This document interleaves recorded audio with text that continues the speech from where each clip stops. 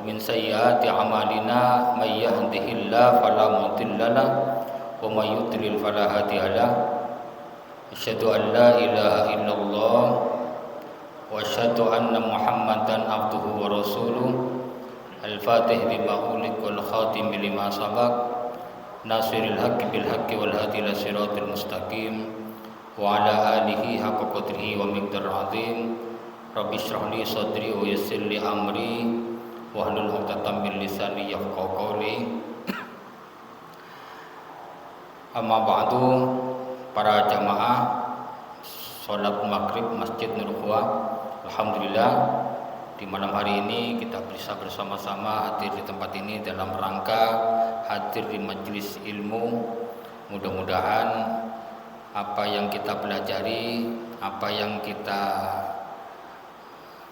dengarkan dari para usatid, para habib yang beberapa tahun terus membersamai kita, bukan hanya sebagai rutinitas, tapi yang terpenting adalah kita bisa mempraktekkan, bisa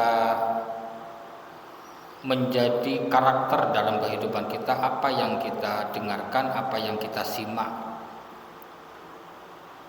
Beberapa bulan terakhir saya di majelis ini membahas tentang rahasia manusia di balik umur yang 40 tahun. Insya Allah sudah lengkap sesuai dengan janji saya sebagai pembawa materi itu. 40 tahun adalah angka yang keramat. Banyak rahasia-rahasia yang sudah kita pelajari, apa yang sudah harus kita kerjakan di umur 40 tahun. Insya Allah para jamaah sudah mantap, tinggal nanti muhasabah saja. Karena saya yakin dan aku yakin yang hadir di tempat ini rata-rata sudah umur 40 tahun. Kecuali Mas Faisal mungkin ya, belum nyampe ya. Hari ini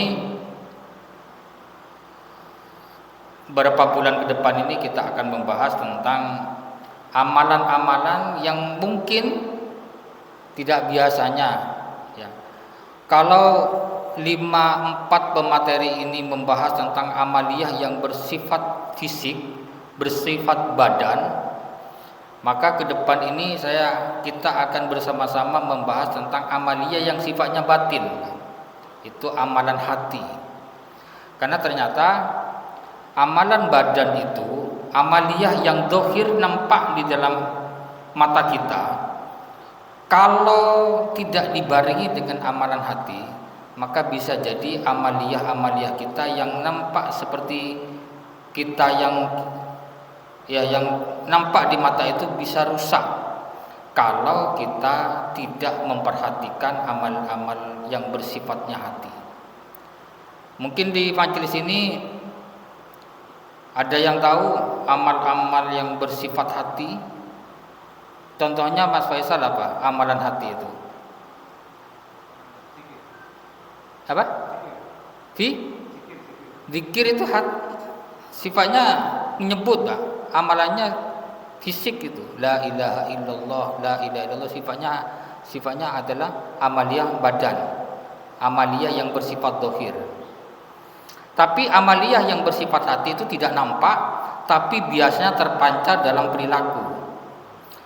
Dan terkadang sifat amaliyah yang bersifat badan itu bisa hancur, bisa terhapus pahalanya kalau itu tidak dibarengi dengan amaliyah yang ada di dalam hati.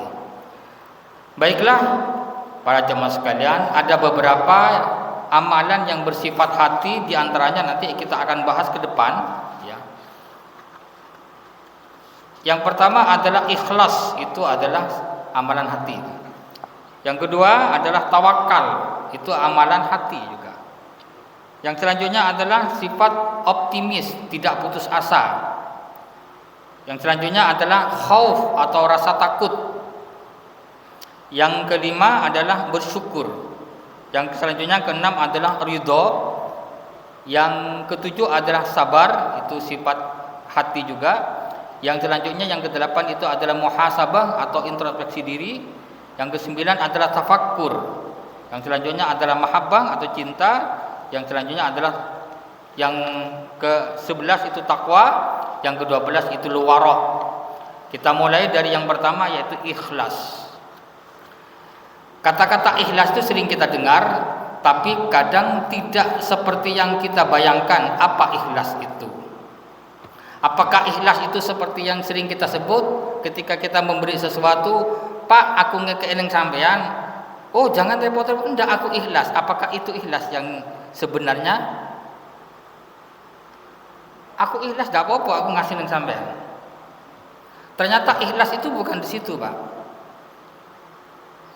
Saya akan menunjukkan beberapa ayat, yang mana ayat ini sebenarnya kalau kita amati semua nama surat, pasti nama surat itu akan tersebut di dalam ayat-ayat yang ada di dalamnya. Contoh, Pak, surat Al-Baqarah. Maka Al-Baqarah itu akan disebutkan di dalam surat yang ada di dalamnya. Ada lagi contoh lagi surat An-Nas, Pak. Apa surat An-Nas? Qul a'udzu birabbin nas, malikin nas. Itu ada An-Nasnya di situ. Al-Falaq, Qul a'udzu birabbil, ada. Ada lagi surat Al-Maun, ada di dalamnya. Ada lagi surat Al-Insyirah, alam nasrah laka sadrak, dari kalimat An-Nasrah, Al-Insyirah. Dan semua hampir sama nama surat, maka nama suratnya itu akan ada di dalam, tercantum di dalam suratnya, kecuali satu ini yang aneh. Surat apa? Al-Ikhlas. Ayo kita baca semuanya surat Al-Ikhlas. Bismillahirrahmanirrahim. Ayo, Qul huwallahu ahad, Allahus samad, lam yalid wa lam yulad wa lam yakul lahu kufuwan ahad. Enggak ada kata-kata ikhlas di dalamnya. Berarti apa artinya? Ikhlas itu enggak bisa disebut dalam lisan, tetapi hanya bisa dirasakan di dalam hati. Itu ikhlas. Jadi kalau ada seseorang yang memberikan sesuatu kepada orang lain, dia ngomong ikhlas, bukan itu ikhlas, Pak. Ada sesuatu yang diberikan ke orang lain, dia tidak berat atau ringan hatinya memberikan itu bukan ikhlas namanya. Itu masih dalam kategori apa ya? Ridho, rela. Tapi ikhlas bukan di situ. Apa ikhlas itu? Mari kita bersama-sama belajar tentang sedikit saja walaupun tidak secara detail ikhlas itu. Ikhlas itu, Bapak Ibu sekalian dirahmati Allah, dari kalimat khalasa. Khalasa itu adalah kata dari kalimat khuluson atau khalason, artinya jernih dan bersih dari pencemaran. Itu ikhlas.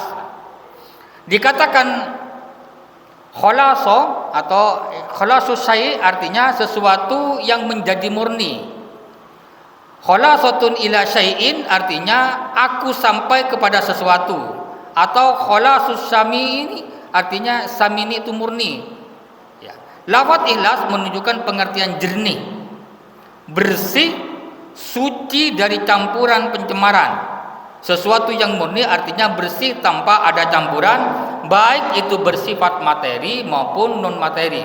Maka dikatakan aku memerlukan ketaatanku hanya kepada Allah, artinya hanya bertujuan karena Allah tanpa riya. Itu ikhlas. Beberapa ulama mengartikan ya, dalam tauhid ya, orang ikhlas adalah mereka yang mengesahkan Allah yang merupakan hamba-hambanya yang terpilih. Adapun pengertian ikhlas menurut syariat, syarak adalah seperti yang diungkapkan oleh Ibnul Qayyim rahimahullah, mengesahkan Allah yang hak dalam berniat melakukan ketaatan bertujuan hanya kepada Allah tanpa mempersekutukannya dengan sesuatu apapun. Itu menurut syarak. Menurut beberapa ulama salaf, ikhlas itu satu diantaranya melakukan amal karena Allah semata, tiada bagian bagi selain Allah di dalamnya. Sekali lagi, ikhlas itu melakukan amal Amal itu bahasa Arab, Pak. Atau melakukan perbuatan, melakukan sesuatu perbuatan hanya untuk Allah semata. Hanya orang sering menyebutkan begini, itu tergantung amal dan perbuatan. Padahal amal bahasa Arab, perbuatan bahasa Indonesia. Itu salah, Pak. Kok bisa begitu? Tergantung amal dan perbuatan. Itu salah. Ya sudah, kalau tergantung amal, amal saja. Tergantung perbuatan, perbuatan saja. Nggak usah digabung, walaupun itu tidak dosa sebenarnya. Makanya menjadi tergantung amal dan perbuatan. Padahal itu dua komponen, dua kata yang sama. Sehingga muncul kotak di masjid-masjid itu, Pak. Ya, kotak amal. Ya, sebenarnya salah istilah itu sebenarnya. Yang betul kotak infak. Sudah dirubah ya di sini, Pak, ya, Mas Faisal ya. Sudah ada kotak infak ya. Jadi kalau ada kata-kata kotak amal berarti kotak perbuatan.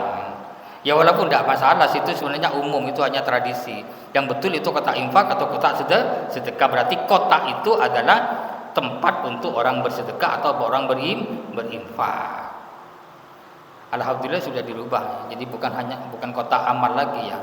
Jadi kalau di jalan-jalan itu, Pak, orang yang minta sedekah untuk masjid itu sebenarnya yang baik itu bukan amal, bukan. Yang betul adalah infak. Ya maksudnya ulama dulu itu adalah kotak amal itu perbuatan menuju kebaikan, yang itu infak. Yang kedua artinya ikhlas itu mengesahkan Allah yang hak dalam berniat melakukan ketaatan. Yang ketiga, membersihkan amal dari perhatian makhluk. Ya, sekali lagi, membersihkan amal atau perbuatan dari perhatian makhluk. Itu ikhlas, Pak. Jadi ikhlas itu adalah kelawan kata daripada riya. Yang selanjutnya, membersihkan amal dari setiap pencemaran yang dapat mengeruhkan kemurniannya. Itu ikhlas. Dan itu Bapak Ibu sekalian, sangat halus sekali antara orang beribadah dengan ikhlas dengan tidak, halus sekali. Hati-hati dengan budaya-budaya, tradisi-tradisi kita yang kadang amalan kita bisa terhapus pahalanya gara-gara kita tidak ikhlas dalam berbuat. Ada beberapa hadis tentang ikhlas ini. Bahayanya orang yang tidak ikhlas, bahayanya orang riya. Ya, hati-hati kalau kita tidak memperhatikan tentang amalan hati. Dalam sebuah riwayat Rasulullah SAW bersabda yang ditakhrij oleh Al-Imam Muslim, wa yaqulu alaihi salatu wassalam, maka bersabdalah Nabi Muhammad SAW, inna awwalan nasi yuqda yaumal qiyamati alaihi, bahwa di hari kiamat nanti ada beberapa orang yang dihakimi oleh Allah, ditanya oleh Allah. Ada 3 orang ini, Pak. Mudah-mudahan kita tidak termasuk dalam jenis orang yang ini.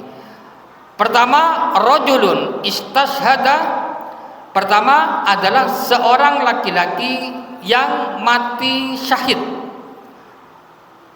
Fa'atiya bihi fa'arrafahu ni'amahu fa'arafaha. Maka dihadapkan kepada Allah orang yang mati syahid ini, ya, maka Allah memberikan informasi tentang nikmat-nikmat kepada dia. Fa'arafaha, maka dia nikmat, maka orang itu tahu terhadap nikmat itu. Qala, maka berkatalah Allah, fama amilta fiha, apa yang telah kamu perbuat dengan nikmat itu? Kata Allah, qala qataltu fihi qataltu fika hatta istasada, saya terbunuh, saya mati dalam keadaan syahid ya Allah. Ya, jadi dia mengaku ketika dia berperang, mengaku dia adalah jihad fisabilillah sehingga dia terbunuh dan dia menganggap dirinya mati syahid. Qala, maka Allah bersabda, Allah berfirman, kadzabta, kamu berbohong, kata Allah. Walakinnaka qatalta li ayyuqala jari'iyun, kamu berjihad yang kata kamu adalah jihad di jalan Allah dan kamu terbunuh, tapi kamu berbohong. Kamu itu pergi berperang bukan karena ingin membela, ingin berjihad, tetapi supaya kamu dikatakan seorang pemberani, seorang pahlawan. Dan kamu sudah dapat itu seorang pahlawan. kamu sudah didokumentasikan itu di makam pahlawan itu, misalkan, maka apa yang diperbuat Allah kepada orang itu, faqad qila summa umira bihi fasahiba ala wajhihi hatta ulqiya finnar, maka dilempar wajahnya orang yang mengaku mati syahid itu, padahal dia bohong kata Allah, dia bukan ingin berjihad di hadapan Allah, dia bukan dikatakan mati syahid, tapi dia mati terbunuh karena ingin dianggap seorang pahlawan, dan itu sudah dapat titel itu ketika di dunia, maka kamu tidak akan mendapatkan nanti balasan di akhirat, maka dilempar ke neraka oleh Allah Subhanahu wa taala. Nauzubillahi min dzalik. Yang kedua, warajulun ta'allamal ilma. Ini saya takut ini terjadi pada diri kami, diri saya yang ini yang ada di depan panjenengan ini. Ada seorang laki-laki yang dia mempelajari ilmu agama. Ya. Wa 'allama wa qara al-Qur'an, dia juga mengajarkan agama itu, wa qara al-Qur'an, dia juga membaca Al-Qur'an. Dia pandai membaca Al-Qur'an, dia qori, Pak. Suaranya enak sekali. Jadi kalau baca Al-Qur'an itu sangat enak, bahkan dia mungkin diundang ke mana-mana ya. Ya, diundang. Setiap ada Maulid Nabi diundang menjadi qori. Ya, tapi kita tidak boleh, sekali lagi, orang ikhlas dengan tidak itu yang tahu hanya Allah. Jangan sampai nanti di forum ini ketika kita ngundang qori, oh itu riya itu. Jangan. Enggak boleh, Pak. Enggak boleh. Itu nanti dilempar ke neraka, bukan. Ya. Faqad qila summa umira, tak ada ya. Walakinnaka, oh ini ya, warajulun ta'allama al-ilma wa 'allama wa qara al-Qur'an fa atiya bihi fa arrafahu ni'amahu fa arrafahu. Semua kemudian Allah itu memberikan informasi tentang nikmat itu. Nikmat apa ya? Nikmat ilmunya, nikmat membaca Al-Qur'an. Dia tahu. Maka ditanya kepada orang itu, "Fama fa'alta? Fama amilta biha?" Terus apa yang kamu lakukan dengan ilmu itu, dengan bacaan Al-Qur'an itu? Qala ta'allamtu al-ilma wa 'allamtuhu wa qara'tu fika Al-Qur'an. Saya dengan ilmu itu ya Allah, saya mengajarinya kepada orang. Ya, ngajari kepada orang, saya membaca Al-Qur'an, saya mengajarkan kepada orang. Saya qori di mana-mana. Jadi saya mengajari itu, ikhlas karena Engkau ya Allah. Apa kata Allah? Kadzabta, kamu berbohong. Walakin ta'allamtal ilma liyuqalu alim. Kamu itu belajar ilmu dan berbicara, berpidato kemana-mana, ngasih taklim setiap malam Ahad, supaya kamu dianggap orang alim, dan kamu dapat itu orang alim, supaya kamu dipanggil ustaz. Nah, itu sing repot, Pak. Panjenengan ngambil ustaz juga. Saya takut ini mengganggu hati, Pak. Kadzabta, kamu berbohong, kamu sudah dijuluki ahli Al-Qur'an, kamu sudah dijuluki ustaz, sudah dijuluki alim, kamu sudah di situ, dan kamu sudah dapat gelar itu, tapi di hadapanku kata Allah, kamu itu tidak ikhlas, bukan karenaku, maka tempatmu di neraka. Nauzubillahi min dzalik. Ini yang saya takut, Bapak Ibu sekalian. Saya menjadi menjadi narasumber dikasih kesempatan untuk berbicara ini juga diantaranya hanya berdoa, mudah-mudahan kita dihindari di sifat riya, dihindari biar kita dikatakan orang yang alim, orang lebih pintar dari panjenengan. Enggak, Pak. Kita sama-sama kita belajar. Yang kamu baca Al-Qur'an, kamu sudah mendapatkan julukan qori internasional dan nasional, sudah dapat kamu itu. Tapi di hadapan Allah, karena itu adalah tujuanmu, biar kamu mendapatkan julukan ya, titel qori, alim, dan itu sudah dapat di dunia, di akhirat amalan itu menjadi sia-sia dan tempat kamu di neraka. Nauzubillahi min dzalik. Yang ketiga, warajulun wasa'allahu alaihi wa atahu min asnafil mali kulli. Ada beberapa seorang laki-laki yang ketika di dunia diberikan harta yang banyak oleh Allah. Diberikan harta yang banyak oleh Allah, ya, fa'ata bihi fa'arafahu ni'amahu, terus Allah memberikan informasi bahwa kamu di dunia mendapatkan harta itu. Dia mengakui bahwa dia kaya, bahwa dia mendapatkan harta itu. Maka bertanya Allah, "Fama amilta biha?" Terus apa yang kamu kerjakan dengan harta yang banyak itu? ma taraktu min sabilin tuhibbu an yunfaqa fiha illa anfaqtu fiha laka. Saya ketika di dunia, ya Allah, harta yang didapatkan dari Engkau itu saya sedekahkan ke sana kemari. Setiap ada orang minta sumbangan saya sedekahkan. Tapi kata Allah, apa kata Allah? Kadzabta, kamu bohong. Walakinnaka fa'alta liqal wa jawadun. Faqad qila tsumma fi. Kamu berbohong kata Allah. Kamu memberikan harta itu, kamu bersedekah ke sana kemari, ke barat, ke timur, tapi kamu tidak ikhlaskanku, tapi kamu biar disebut orang yang dermawan, biar disebut orang yang loman. Dan itu kamu sudah dapatkan itu ketika di dunia. Kamu sudah disebut orang yang loman, disebut orang yang dermawan, tapi karena niatmu tidak ikhlas lillahi ta'ala, hanya ingin dipuji orang, maka semua yang kamu berikan, yang kamu sedekahkan itu adalah sia-sia, maka tempatmu di neraka. Na'udzubillahi min dzalik. Maka hati-hati Pak, perbuatan yang sifatnya fisik seperti haji, seperti umroh, seperti sholat, seperti sedekah, bagus Pak. Tapi kalau niatnya kita tata, hati kita tidak didata dengan baik, maka bisa jadi amalan-amalan itu akan terhapus dosanya. Maka kadang tidak terasa itu. Contoh mungkin kejadian-kejadian kecil ya. Apalagi di zaman yang sangat modern. Sekarang zaman HP, Pak. Mungkin panjenengan kita ya menganggap itu biasa. Oke lah, yang ada di sini mungkin biasa Senin Kemis ya, puasa Senin Kemis, Pak. Puasa Senin Kemis, makin di foto ya, karena ada takjil di situ.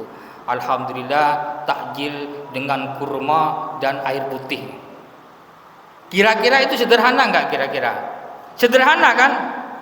Di share di Facebook, di share di TikTok, dijadikan status. Jadi foto air putih dengan kurma itu kita foto, Pak. Dikasih caption, alhamdulillah bisa berbuka puasa dengan yang manis-manis, dengan 2 potong kurma dan air putih. Itu mungkin sederhana, tapi kalau niatnya pamer, seakan-akan menunjukkan aku iki loh rajin puasa Senin Kemis, maka puasanya panjenengan khawatir itu gugur, Pak. Nggak usah, Pak. Amalan kita itu untuk kita, nggak usah dipamer di medsos. Walaupun tidak semua yang pamer di medsos itu adalah riya, belum tentu. Jangan kita nggak bisa menilai.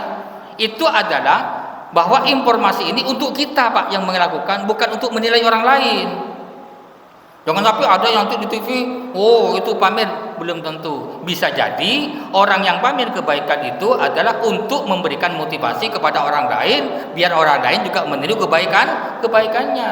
Jadi ceramah ini, materi ini bukan untuk menilai orang lain, tapi untuk menilai diri kita, biar kita lebih hati-hati. Contoh kasus, Pak, contoh ya. Kita mungkin mari tahajud, Pak, sambil berdoa, alhamdulillah Allah memberikan kenikmatan yang luar biasa, bisa tahajud malam ini. Di-share di Facebook, Pak, dijadikan status. Boleh saja. Tapi kalau niatnya panjenengan tidak diluruskan, kalau hati kita masih kotor, bisa jadi itu akan disisipi oleh setan, di-share di Facebook. Apa tujuannya? Mungkin ingin memberikan motivasi oleh orang lain, tapi setan datang. Oh iya Rek, memang kamu yang rajin tahajud. Akhirnya timbul dalam hati, iya, seakan-akan menunjukkan bahwa saya ini rajin tahajud, maka perlu nyetatus. Jadi hal-hal semacam ini kadang kita tidak bisa menghindar, Pak. Ya, maka dari itu hindari mengiklankan amaliyah kita. Biarlah urusan itu adalah amaliyah kita, hanya kita dengan Allah yang tahu. Yang paling banyak gugur tentang kewajiban itu kalau kita tidak bisa mengerem hati kita adalah sedekah, Pak. Ini sering diingatkan oleh Allah Subhanahu wa taala. Sering diingatkan dalam Al-Qur'an sampai jelas Allah mengingatkan. Contoh, orang yang ikhlas, sekali lagi, bukan orang yang sering berkata dengan keikhlasan itu, aku mengasih panjenengan itu ikhlas, bukan itu ikhlas, Pak. Ikhlas itu akan terpancar ketika kebaikan sampean, kebaikan kita itu tidak pernah terpengaruh terhadap sikap orang yang kita baikin. Contoh, panjenengan baik dengan tetangga, tapi tetangga sampean jahat ke sampean, tapi sampean tetap berbuat baik kepada tetangga itu, maka itu diantaranya tanda keikhlasan. Tentang sedekah, Allah berfirman di dalam Al-Quran, la tubtilu sodakotikum bil manni wal adha. Wahai manusia, jangan engkau gugurkan pahala sedekahmu dengan cara al-manni, berharap, ya, berharap. Al-manni itu berharap sesuatu yang lebih, ya, wal adha, dan menyakiti orang yang menerima. Contoh, Pak, kita ngasih orang atau pengemis lah, pengemis yang datang mengemis, udah datang pengemis, habis itu kita ngasih uang 5.000, iki si enom jaluk-jaluk, dikasih 5.000, tapi dengan cara kita berkata menyakiti orang yang meminta, maka seketika itu pahala bersedekah kita itu adalah gugur. Sama lu si muda, Pak, lapo sampai ngemis itu, tapi kita kasih, maka pahala sedekah panjenengan itu akan gugur. Sehingga di dalam sebuah dikatakan qaulun ma'rufun khairum min shadaqatin yatba'uha hadza. Perkataan yang baik itu lebih baik daripada bersedekah tapi diikuti dengan menyakiti orang yang menerima sedekah. Lebih baik, Pak, enggak ngasih, Pak. Sebenarnya kalau kita mengharap pahala, ngapunten, Pak, kula boten kathah warta misalkan. Lebih baik kita berkata demikian daripada kita ngasih ke pengemis itu tapi dengan cara menyakiti hatinya. Sangat tipis, Pak, Bu, ya. Sangat tipis setan itu menggoda kita, menggoda hati kita, tipis sekali. Ini dalam tahap pembangunan masjid atau musola lah, Pak. Musola bangun, alhamdulillah, musola Nur Iman, ya. Musola Nur Iman kita selesai 2 tahun yang lalu. Mungkin di antara kita ada yang nyumbang 10 juta, 20 juta, ada yang nyumbang menaranya mungkin, ya, ada yang nyumbang menaranya. Kita waktu itu mungkin tidak ada tendensi apa-apa. Wis bismillah, yang penting musola jadi, ya, sudah dicatat oleh malaikat itu, Pak. Dicatat bahwa amaliah kita, infak kita, sedekah kita, amal kita untuk masjid sudah dicatat luar biasa. Nah, dapat 5 tahun atau 7 tahun datang, Pak, tamu nih panjenengan. Tamu lah, istilahnya tamu dari jauh. Dulu ya 5 tahun yang lalu belum ada musola ini. Alhamdulillah sekarang sudah ada musolanya. Ya, sudah ada musolanya. Kita yang ngomong, kan teman kita kan tanya, alhamdulillah musola sudah baik. Apa dulu ketika 5 tahun yang masih alas ya? Ya, alhamdulillah sudah baik. Sudah ada musolanya sekarang. Terlintas pikiran kita, apa yang terjadi? Kita hanya ngomong gini, iku nikah karo aku, iku kak ngadeg masjid itu.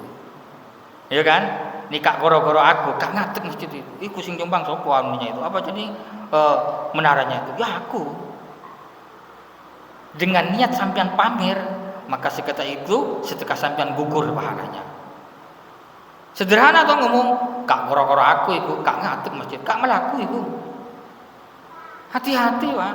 Kenapa? Ternyata amal hati itu bisa merusak amal dia badan. Betulnya keikhlasan, maka ikhlas itu tidak usah diucapkan. Ini berkenaan dengan akidah ini, Pak. Maka perbuatan yang tidak dibarengi dengan ilmu itu bahaya. Perbuatan apapun, Pak, bersedekah harus kita tahu ilmunya. Kalau nggak tahu ilmunya, sering fasad, sering rusak amaliah badan kita itu. Dan yang terpenting di dalam amaliah kita itu harus dibarengi betul-betul ikhlas. Ayo, Pak, kita belajar ini. Amaliah kita itu kita yang tahu dengan Allah. Salat kita yang tahu dengan Allah. Bacaan Al-Quran kita yang tahu dengan Allah. Saya katakan sekali lagi, materi ini bukan untuk menghukumi orang lain. Sekali lagi, bukan untuk menghukumi orang lain, tapi untuk muhasabah untuk diri kita. Biar kita ini lebih hati-hati ketika beramal, beribadah. Sholat kita, haji kita, ya, terus umroh kita. Hati-hati, Pak. Kalau panjenengan, kalau kita haji sudah biayanya mahal, terus kok hanya ingin mendapatkan gelar haji, Eman Pak 37 juta, apalagi yang plus. Apalagi yang plus sampai 150 juta. Kalau hanya tujuannya biar kita mendapatkan gelar haji, tidak ikhlas lillahi taala, buyar 150 juta itu. Hanya tinggal capeknya, tinggal tekore kita membiayai haji yang begitu mahal, tapi hati kita tidak bisa, ya, hati kita banyak riak misalkan. Naudzubillahi min dzalik. Pentingnya Pak beramal dengan ilmu itu, bahwa ikhlas itu jauh lebih penting daripada kita beramal itu Pak. Yang terpenting Pak, bahwa amal-amal itu, ibadah kita itu sudah kita kerjakan sesuai dengan apa yang kita mampu, ya. Karena yang terpenting praktek dalam sehari-hari itu jauh lebih penting. Sholat yang kita kerjakan ini Pak, sholat 5 waktu berjamaah Pak. Tapi sampai sejauh mana sholat yang kita hadapi, yang kita kerjakan itu bisa berpengaruh terhadap karakter dan perilaku kita. Itu yang jauh lebih penting. Karena Allah sudah mengancam di dalam surat Al-Ma'un, fawailul lil musallin, celaka orang yang sholat. Kalau orang yang sholat sudah enggak usah dibahas Pak. Tapi ada orang yang sholat tapi masih celaka. Siapakah itu? Fawailul lil musallin alladzina hum an sholatihim sahun, mereka yang lalai terhadap sholatnya. Siapakah yang lalai terhadap sholat? Itu fawailul lil musallin alladzina hum an sholatihim sahun walladzina hum yurauna wa yamnaun ma'un, mereka yang sholat tapi mereka masih riak terhadap sholatnya. Yang ketiga adalah orang yang sholat tapi dalam praktik sehari-hari dia masih bakhil, dia masih apa ya? Bakhil itu apa dalam bahasa Indonesianya? Medit. Dia nggak mau membantu saudaranya, maka itu termasuk orang yang celaka dalam sholatnya. Umroh bagus Pak, cukup 1 kali. Tapi kalau punya kalau punya harta lagi, lebih baik umrohkan saudaranya, lebih baik sedekahkan saudaranya. Jadi mencari Allah itu bukan hanya di Masjidil Haram Pak, di rumah-rumah orang miskin itu disitulah Allah. Tapi ternyata di antara kita itu hanya terjebak dengan ritual-ritual seperti itu. Karena dia punya punya harta yang berlebih, hampir tiap 4 bulan umroh. Ngapain di situ Pak? Banyak loh ya di jemaah ini yang kepingin umroh. Lebih baik umrohkan saudaranya yang nggak mampu daripada umroh sendiri. Jadi Allah itu bukan di Baitullah, bukan di masjid, bukan di kotak kecil hitam, itu bukan. Allah itu adalah bisa di masjid ini, bisa di tempatnya orang-orang miskin, bisa di tempatnya orang-orang yang tidak punya. Maka banyak sedekah itu jauh lebih penting. Dan dalam Al-Quran ternyata Allah lebih banyak sekali lagi memberikan pahala terhadap sedekah daripada pahala-pahala yang bersifat ritual. Sudah? Belum? Nah itulah ikhlas yang sebenarnya, ya. Jadi perilaku kita ini kadang yang mengganggu keikhlasan kita, yang bahkan menggugurkan pahala-pahala orang yang berbuat kebaikan, ya. Jangan, saya nggak mau sholat berjamaah di masjid. Kenapa? Putika ikhlas. Ya bukan begitu Pak, bukan. Tetap sholat berjamaah di masjid, hanya terus ditoto niat kita. Jadi kita beramal itu harus ada ilmu. Apa ilmunya? Ya banyak ilmunya. Sholat ada ilmu fikihnya. Apa? Syarat dan rukun. Syarat dan rukun Pak. Ya, sholat jamaah, sholat di sini dimulai dengan niat, takbiratul ihram. Ya, ada baca Fatihah, baca doa surat Al-Iftitah, baca surat-surat pendek, ada ruku, ada sujud. Itu yang mengatur semuanya siapa? Yang mengatur dalam fikih. Pokoknya kita sudah sesuai dengan syarat dan rukun, sah itu secara fikih. Tapi kalau tidak diikuti dengan ilmu tentang sholat itu bisa jadi sholat yang kita kerjakan akan menjadi sia-sia. Kan munsoimin laisa min syami. Seperti puasa juga, ada puasa yang hanya kita dapat dahaganya, dapat laparnya, ya. Siapakah itu? Ya itu adalah orang yang diantaranya riya. Ya seakan-akan cekrek, alhamdulillah bisa ikut kajian malam ini. Datang ke sini sudah ikhlas, dijadikan status. Hati-hati dengan ini karena bisa menggugurkan kewajiban karena bisa menggugurkan amaliyah kita. Ya. Baca Al-Qur'an, alhamdulillah sudah bisa Al-Qur'an 1 juz hari ini. Terima kasih ya Allah, gitu kan. Jadikan status. Amaliyah kita persembahkan khusus kepada Allah. Sekali lagi, membersihkan amal dari setiap pencemaran yang dapat mengeruhkan kemurniannya. Ikhlas itu diantaranya membersihkan amal dari perhatian makhluk. Keluhnya adalah tidak semua yang memamerkan itu, yang mempertontonkan amal kebaikannya itu kita anggap riya. Jangan. Sekali lagi, kita tidak boleh menjustis, menghukumi orang bahwa setiap perbuatan yang ditampakkan ke publik itu adalah riya. Bukan. Sekali lagi, kita bukan kapasitas menilai mereka, tetapi kapasitas kita adalah taklim ini untuk kita yang ada di dalam majelis ini, forum ini. Ayo kita niatkan lagi, Pak. Kita luruskan lagi niatnya. Ya, mudah-mudahan sekali lagi ikhlas itu bisa tertanam dalam hati, karena Allah betul-betul banyak mengingatkan di dalam Al-Qur'an, di antaranya adalah di dalam surat Al-Bayyinah. Bismillahirrahmanirrahim. Wa ma umiru illa liya'budullaha mukhlishina lahud-din hunafa. Padahal mereka tidak disuruh kecuali supaya menyembah Allah dengan memurnikan ketaatan kepadanya dalam menjalankan agama yang lurus. Mukhlisin, memurnikan ketaatan, ikhlas. Di dalam surat yang lain, di dalam surat Az-Zumar, Allah berfirman, Qulillahu a'budu mukhlishan lahu dini. Katakanlah, hanya Allah saja yang aku sembah dengan memurnikan ketaatan kepadanya dalam menjalankan agamaku. Jadi mukhlishan ini disebutkan di dalam buku ini, memurnikan ketaatan kita kepada Allah. Bahwa setiap amaliyah kita itu kita tujukan kepada Allah, dibalas baik atau tidak, nggak usah diperhatikan.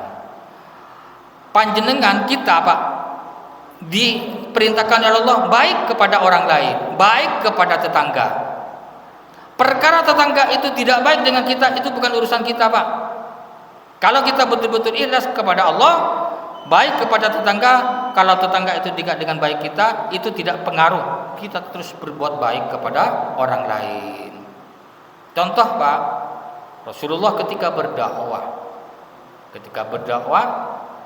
setiap berangkat ke masjid, ada salah satu orang Quraisy waktu itu yang belum masuk Islam. Rasulullah lewat di gang diludahi. Ini kan cerita ya. Ini bentuk keikhlasan. Bentuk keikhlasan seperti itu. Diludahi, Pak.